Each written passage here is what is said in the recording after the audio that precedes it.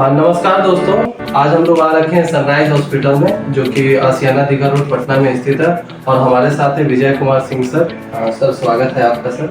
और विजय सर जो है एक हड्डी रोग विशेषज्ञ के साथ साथ इस हॉस्पिटल सनराइज हॉस्पिटल के मार्गदर्शक हैं। तो चलिए आज हम लोग जान लेते हैं सनराइज हॉस्पिटल के बारे में, सर के बारे में और यहाँ की फैसिलिटीज़ के बारे में। तो आज मैं सारी चीज़ों के बारे में जो है आज डिस्कस करने वाला हूँ इस इंटरव्यू में। तो सर एक बार फिर से स्वागत है आपका सर।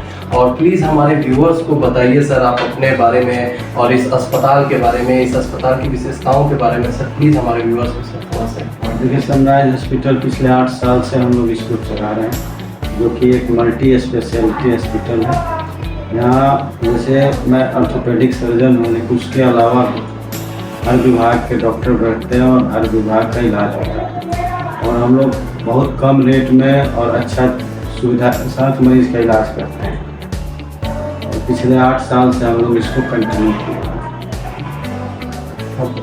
और सर यहाँ पे जो है सर जो सुविधाएं हैं इसमें क्या कैशलेस टीपीए वगैरह ये सब चीज़ के यहाँ पे सुविधाएं कैशलेस भी है, टीपीए बहुत सारे बड़ी बड़ी जैसे मेडिसिस्ट आदित्य जितना भी कॉर्पोरेट वाले टीपीए है उनसे हम लोगों का टाइप है। आयुष्मान हम लोगों का प्रोसेस में है, कुछ दिन में आयुष्मान भी हो जाएगा, CGHS भी प्रोसेस में है, तो वो सब 2-3 दिन में होता है।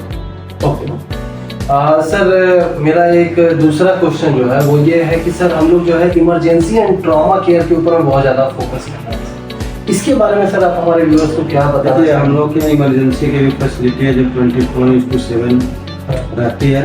और इमरजेंसी और ट्रॉमा के मरीज कभी भी आते हैं तो उसको हम लोग प्रॉपर केयर करते हैं और प्रॉपर उसका ट्रीटमेंट स्टार्ट करते हैं। जिस तरह का मरीज है वो या ट्रॉमा का हो या इमरजेंसी किसी और कारण से हो, तो उसका हम लोग प्रॉपर ट्रीटमेंट 24/7 करते हैं।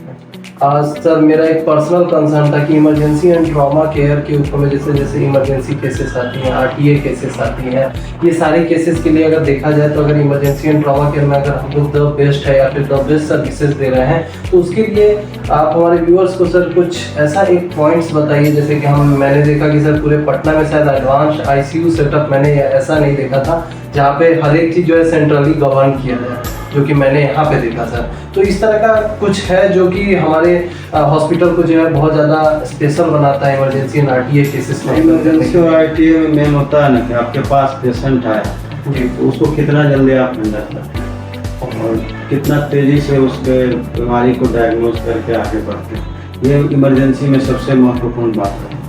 अब आप मान लीजिए कोई ट्रॉमा का ही मरीज एक ऑलरेडी कितना लेट किया है, कितना देर पहले सो क्या हुआ आता है, तो आप उसको बिना टाइम बर्बाद किए हुए स्टार्ट कीजिए उसका ट्रीटमेंट। जो भी प्रोटोकॉल है, जिस तरह का उसका डायग्नोसिस बन रहा है प्रोविजनल उस समय, उस हिसाब से उसका ट्रीटमेंट शुरू कर देना। उससे क्या होता है कि मरीज का बचने का चांस बढ़ जाता है। जो हम लोग उसको कोशिश करते हैं, बेस्ट तो कोई नहीं होता, प्रोग्रेस हमेशा सबका होता है।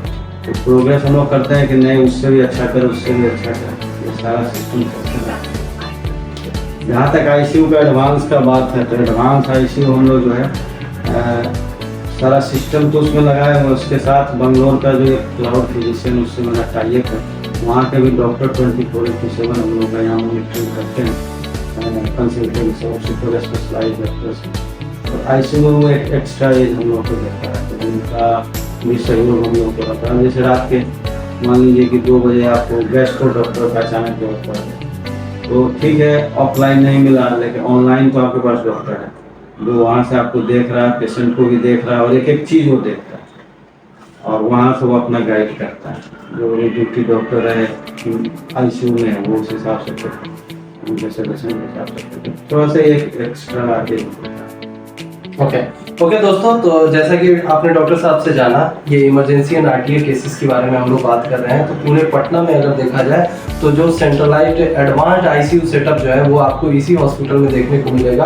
और इसमें एक बहुत ही बड़ा एक प्लस पॉइंट ये हो जाता है कि आपको स्पेशलाइज्ड डॉक्टर्स इन पटना के हिसाब से आपको बेंगलोर के भी जो डॉक्टर्स हैं वो भी जो है ऑनलाइन अवेलेबल रहते हैं। और आपको कभी भी कोई भी इमरजेंसी सिचुएशन आ रही है उसके सारे पैरामीटर्स को गवर्न करने के लिए और सारे चीज़ों को गवर्न के लिए वो लोग जो है उस एडवांस्ड आईसीयू सेटअप के थ्रू जो है वो पेशेंट्स के थ्रू कनेक्टेड रहते हैं। तो ये चीज़ जो है एक बहुत ही बड़ा एक प्लस पॉइंट है जो कि हमारे सनराइज हॉस्पिटल को जो है काफ़ी स्पेशल बनाता है for the emergency and RTA cases. तो अगर कोई भी ऐसे टाइप का केसेस हो आपके जान पहचान में या फिर आपके परिवार में, तो आप एक बार ज़रूर सनराइज हॉस्पिटल की तरफ का रुख जरूर कीजिएगा दोस्तों। तो सर अब हम लोग इस इंटरव्यू में थोड़ा सा आगे बढ़ते हुए, जैसा कि सर आप एक हड्डी रोग विशेषज्ञ हैं और उसके साथ साथ जो है हमारे जो व्यूअर्स हैं उन लोग के बहुत सारे कमेंट्स में जो है बहुत सारे हड्डी रोग से रिलेटेड जो है उन्होंने सर कुछ क्वेश्चंस पूछे थे। तो सबसे पहले एक छोटा सा क्वेश्चन पूछना चाह रहे हैं कि सर क्या सनराइज हॉस्पिटल में लेजर सर्जरी का भी सुविधा उपलब्ध है, जैसे लैप्रोस्कोपिक या फिर यूरोलॉजिकल सॉल्यूशंस में उन लोगों को लेजर सर्जरी की जरूरत पड़ती है जो जल्दी जल्दी बिना चीरफाड़ का उनका सॉल्यूशन मिल सके, क्या ये भी फैसिलिटी हमारे यहाँ पे दिया जा रहा है? सुविधा हम लोग यहाँ और लेप्रोस्कोपी का भी सुविधा है। ओके। यूरोलॉजी में भी मतलब जो दूरबीन से सर्जरी होता है वो सारे का सुविधा है।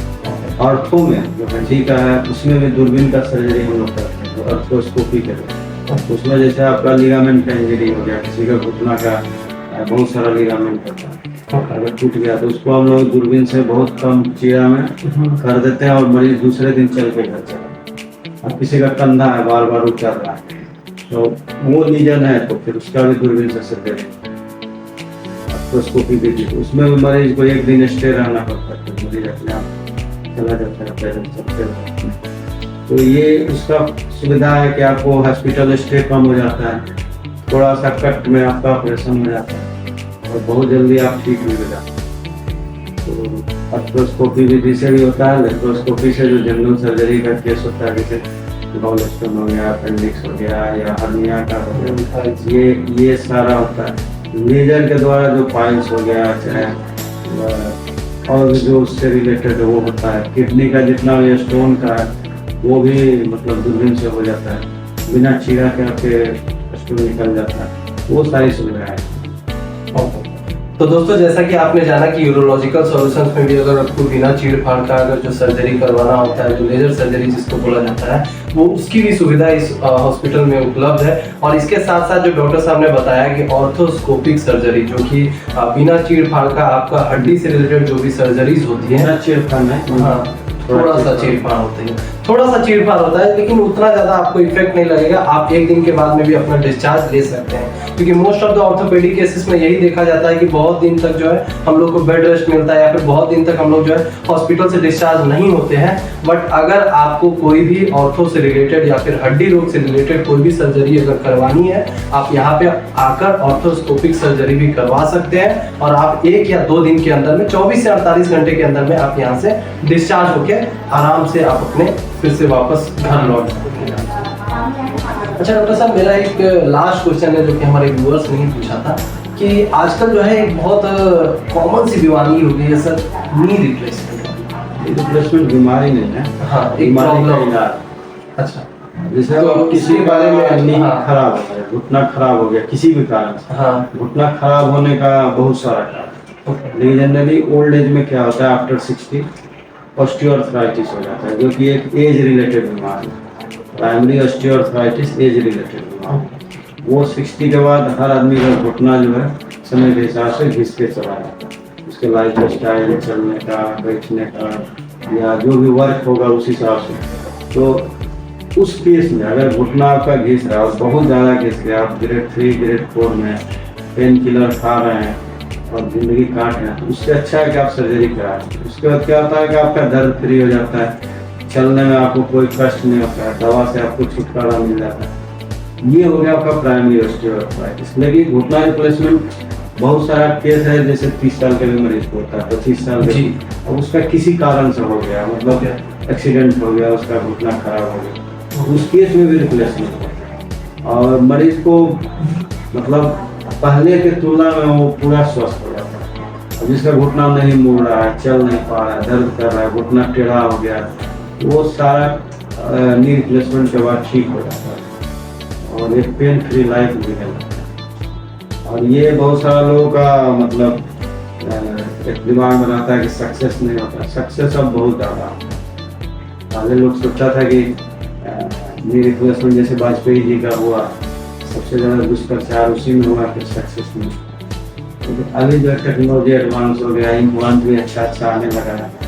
सर्जन लोग भी जैसे है कि अब ज़्यादा एक्सपीरियंस होते गए, तो अभी नी रिप्लेसमेंट का बहुत अच्छा स्कोप है और पेशेंट भी पेन फ्री हो जाता है। जो 10 साल से दवा खा रहा है, चलना स्टार्ट हो जाता है, पहले जैसा नॉर्मल लाइफ हो जाता है और 20-25 साल कोई दिक्कत नहीं आती।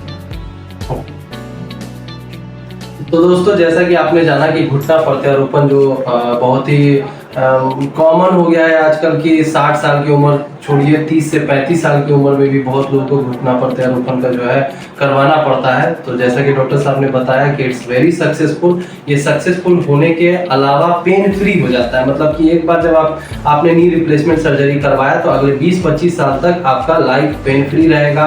दवा की जरूरत नहीं पड़ेगी, कोई और चीजों की जरूरत नहीं पड़ेगी और आप जो है आराम से जो है अपनी लाइफ को सुचारू रूप से जो है जी सकते हैं दोस्तों। तो डॉक्टर साहब, thank you for giving time to for this interview. और इसके साथ साथ प्लीज़ हमारे व्यूअर्स को जो है एक कंक्लूडिंग मैसेज दीजिए फ्रॉम सनराइज हॉस्पिटल की। सनराइज हॉस्पिटल के बारे में थोड़ा सा एक concluding message to our viewers अगर दे सकते हैं तो प्लीज़ दीजिए। सनराइज हॉस्पिटल एक मतलब मल्टी स्पेशलिटी हॉस्पिटल है। किसी तरह का अगर आपको जरूरत पड़े तो एक बार आप लोग सेकंड ओपिनियन भी ले सकते हैं। आप कहीं भी दिखाए लेकिन एक सेकंड ओपिनियन ले लें, अगर डिफरेंस पता चले। ओके दोस्तों, thank you sir, thank you.